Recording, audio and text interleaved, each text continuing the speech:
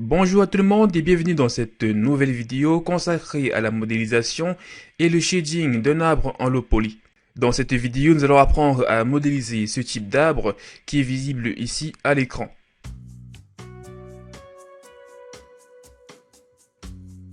On va supprimer l'ensemble des éléments de la scène parce qu'ils ne vont pas nous être utiles. Raison pour laquelle on va appuyer deux fois sur la touche A pour sélectionner l'ensemble des éléments de la scène. Et ensuite, on fera Delete du clavier afin de supprimer l'ensemble des éléments. On peut également faire un X du clavier pour faire la même opération de suppression. Une fois cela fait, on va faire un 1 pour aller sur la vue de face. Une fois sur la vue de face, on va zoomer comme ceci. On va faire maintenant ici un Shift A. On va aller dans les mèches. Et dans les mèches, ici, on va importer un cylindre. Donc ici, on part sur Cylinder, comme ceci. Ici en bas, on peut paramétrer notre cylindre.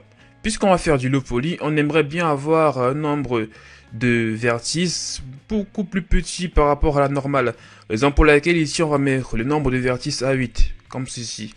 Et là on va ici mettre Nothing pour supprimer les faces du dessus et d'en dessous. Vous pouvez laisser ici le paramètre de base ici à Ngone ou vous pouvez mettre ici à Nothing. Mais moi je vais dans un premier temps au début travailler avec Nothing.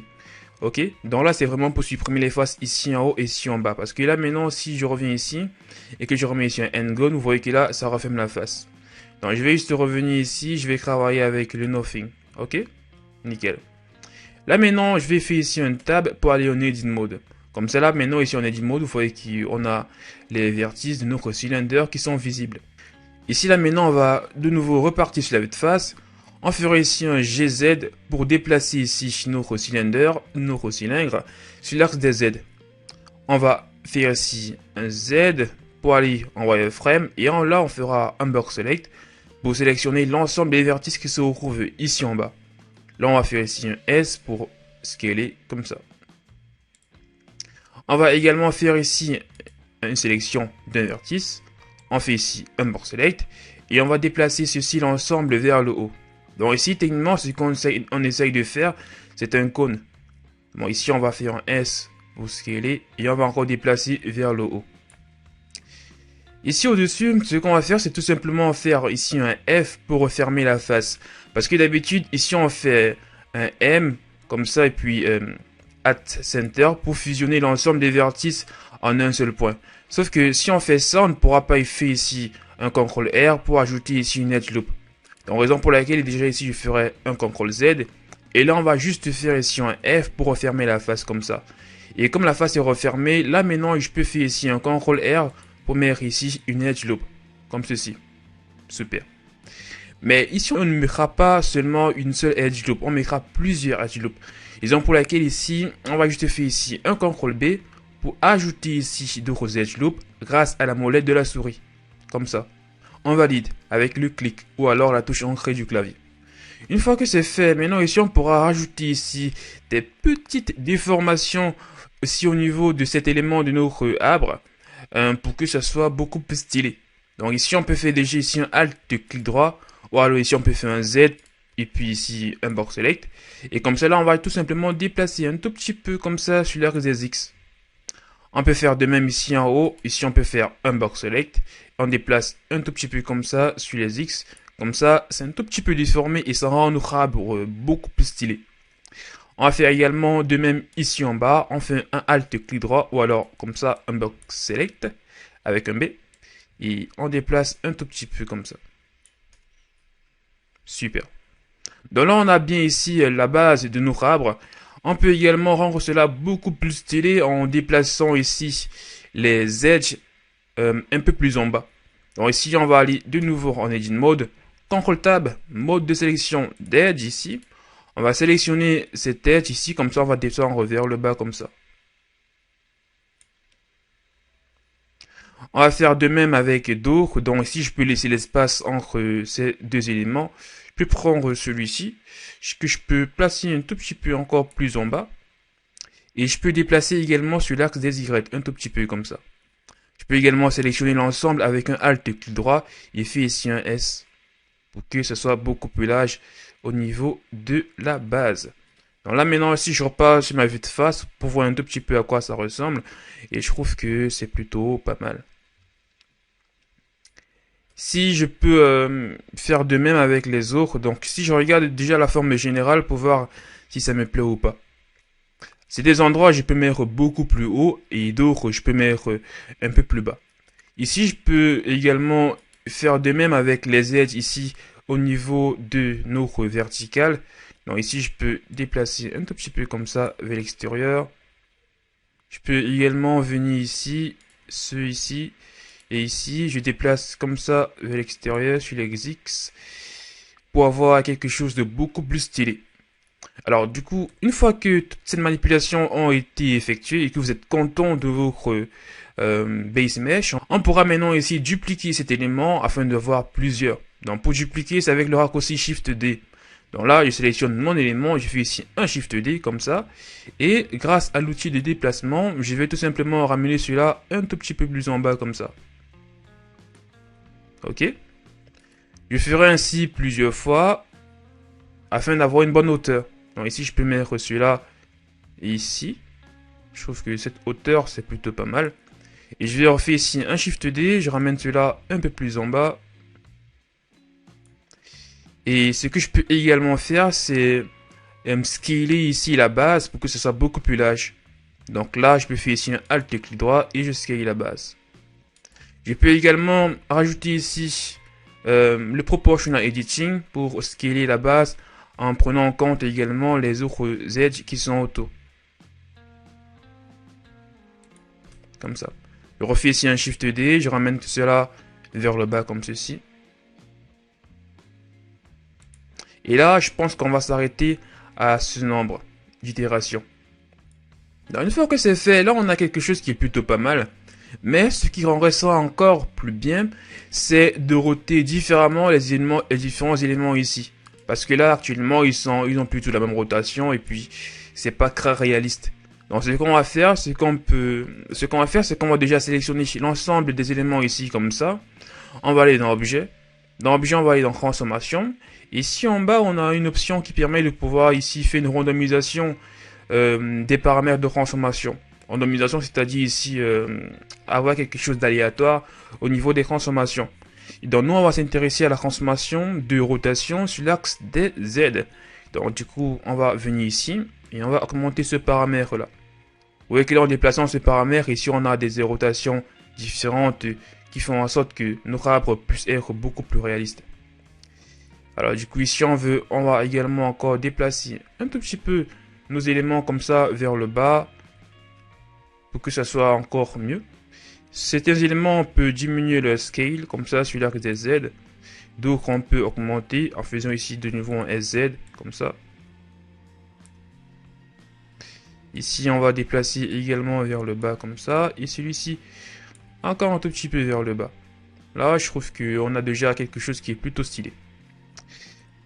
Du coup, l'élément du haut ici, je pense qu'on va encore le scaler un tout petit peu plus en haut. Ça sera beaucoup plus génial comme ça. Nickel.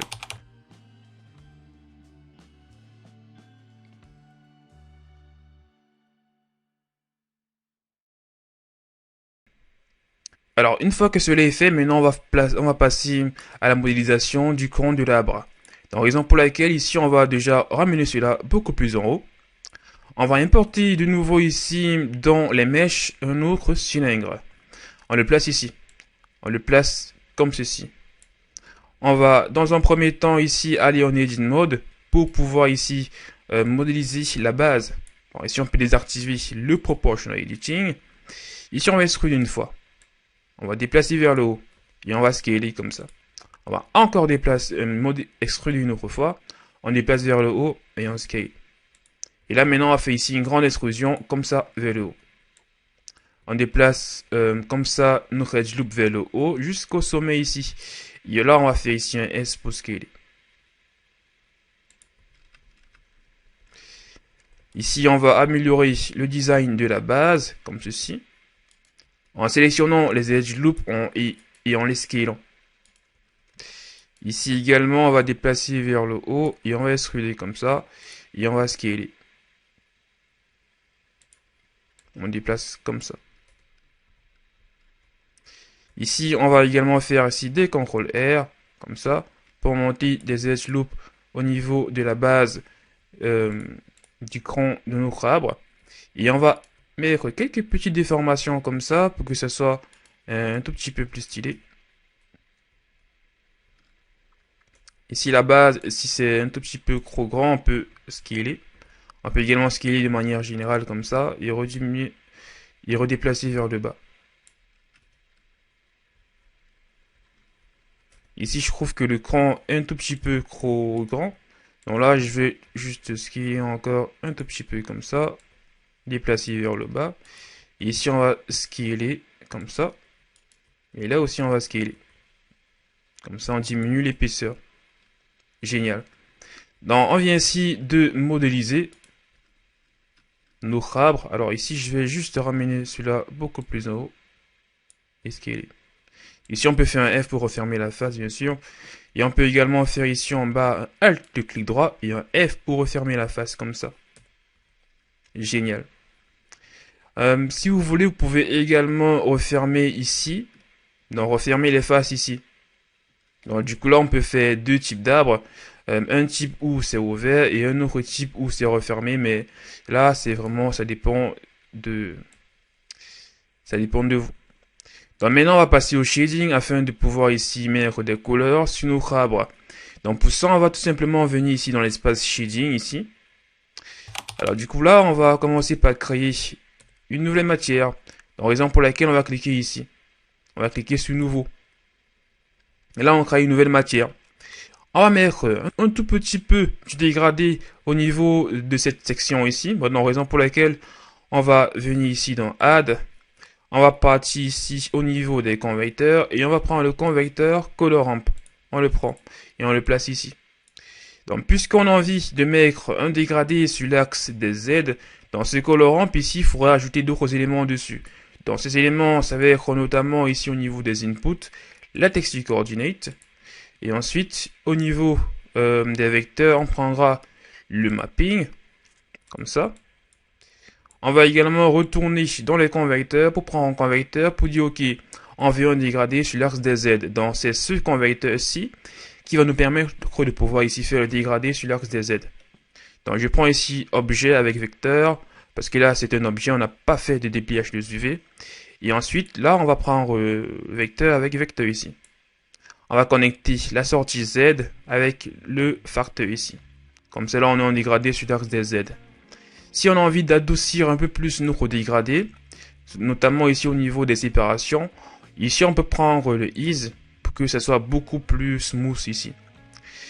Donc grâce ici à notre paramètre du vecteur, on peut faire un déplacement sur l'axe des Z comme ça, pour pouvoir ici faire en sorte que le dégradé puisse être beaucoup plus en haut.